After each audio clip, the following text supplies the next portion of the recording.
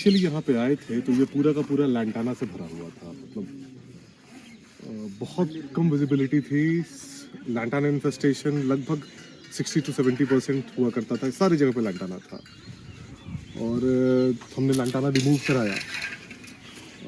फिर उसमें भी काफ़ी लोगों को सिखाया प्रॉपर रिमूवल कैसे होता है। हमने टूल बनाया उसके लिए, मैं टूल का भी फ़ोटो दिखाऊंगा। तो उस टूल को बना करके हमने पहले उसको लैंटाना निकलवाया।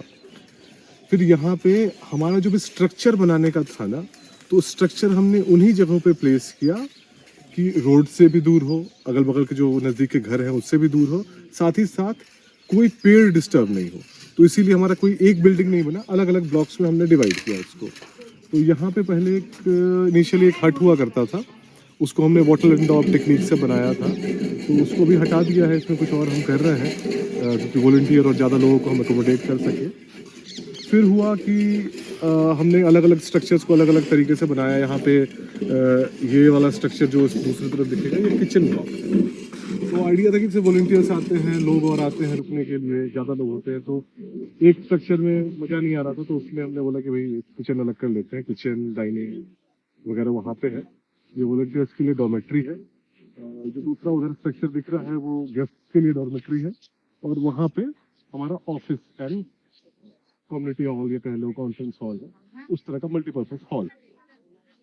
तो अभी हम शुरू करते हैं स्ट्रक्चर। पहले थोड़ा ग्राउंड में घूमते हैं। तो फॉरेस्ट के साथ ना हमको 3-4 जो मेन प्रॉब्लम्स दिख रही थी, ये है भाई सत्यंगु, ये क्या। तो प्रॉब्लम 3-4 जो थी ना, हमने इनिशियली देखा। एक तो लैंटाना, यहाँ पे इस ग्राउंड पे भी लैंटाना था, हर जगह लैंटाना है। In fact 44% of the total Indian forest is infested by lantana. Single invasive species total is 6% अगर हम सारे इन्वेसिव स्पीसीज को काउंट कर लेते हैं। तो एक तो वो प्रॉब्लम समझ में आई। दूसरा है ट्री फेलिंग बहुत है। पेड़ काट रहे हैं लोग, लेकिन अब लोगों की मजबूरी है क्योंकि उनके पास प्रॉपर लाइवलीहुड नहीं है। तो लाइवलीहुड के लिए हमने किया, दूसरा प्रोग्राम किया कि हम करेंगे सब्जियां उगाने का। जैसे तो यहाँ पे हमने सोचा कि ऑर्गेनिकली यहाँ पे कोई सब्जी नहीं उगाता, तो हमने ये ऑर्गेनिक वेजिटेबल गार्डन बनाया है यहाँ पे, जिसमें कि अलग अलग सब्जियां उग रही हैं। और उनके ही ये हुए, मतलब वहीं से हम गौमूत्र कलेक्ट करते हैं लोगों के घरों से। उससे हम अलग अलग चीज जैसे कि जीवामृत हो गया, धन जीवामृत, नीमास्त्र, मठास्त्र, मट्ठे से मठास्त्र बनाते हैं। तो अलग अलग पर्पस है सबका। अग्नि अस्त्र बनाते हैं, तो अलग अलग चीजों का पर्पस है। लोगों को सिखा भी रहे हैं कि वो अपने घर पे अच्छा तो वेजिटेबल्स वगैरह बनाए और अपने यूज के भी लिए भी रखे और बेचे। तो जो एक और प्रॉब्लम जो हमको फॉरेस्ट में दिख रही थी वो था ओवर ग्रेजिंग।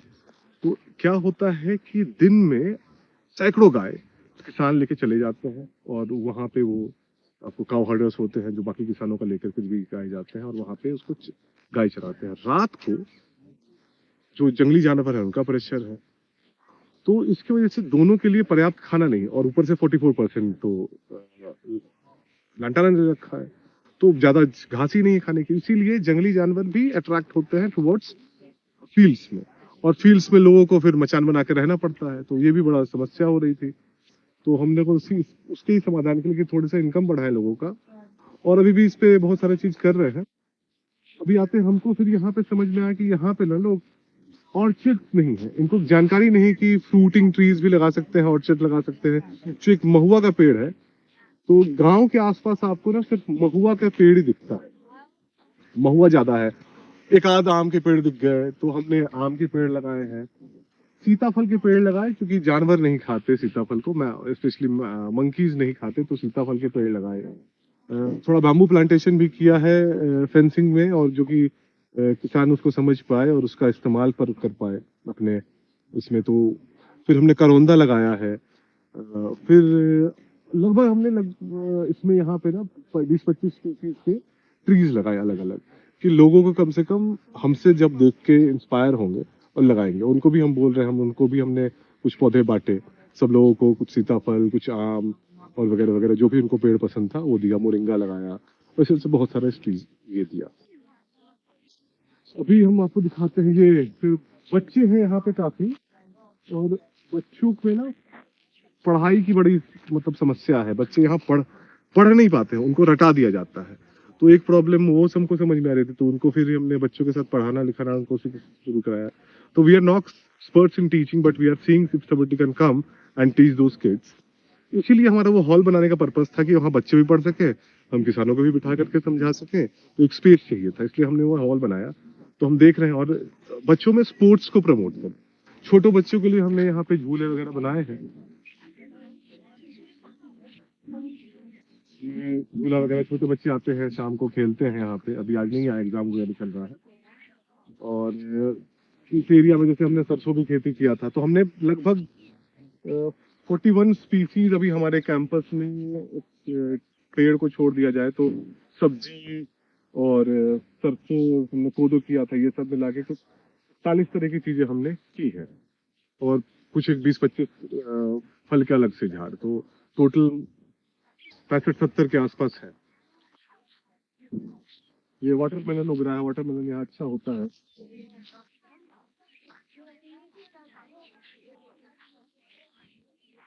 उसकी आप लोगों ने भाई बैम्बू का क्यों, bamboo is a regenerative material. Bamboo के साथ क्या है कि 4 से 5 साल मैक्सिमम, 2.5 से 3, 3.5, 5 साल तक मैक्सिमम लगता है इसको फुल ग्रोन होने में।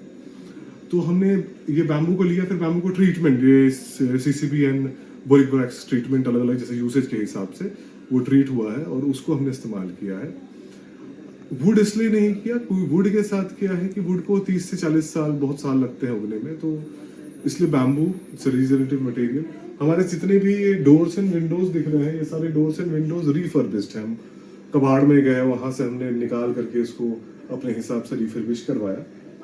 Even the grills you can see, ये ग्रिल्स जो है ये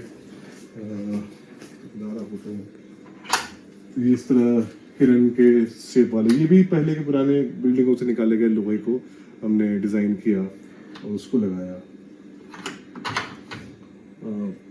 फिर इसमें आपको दिख रहा है ये जितने फर्नीचर भी है, सब ने हम पुराने फर्नीचर को ला करके रिफर्बिश करके यूज किया यहाँ पे, कि हमारा इम्पैक्ट कम से कम हो नेचर पे, हमारे वजह से कोई पेड़ वगैरह ना कटे डायरेक्टली।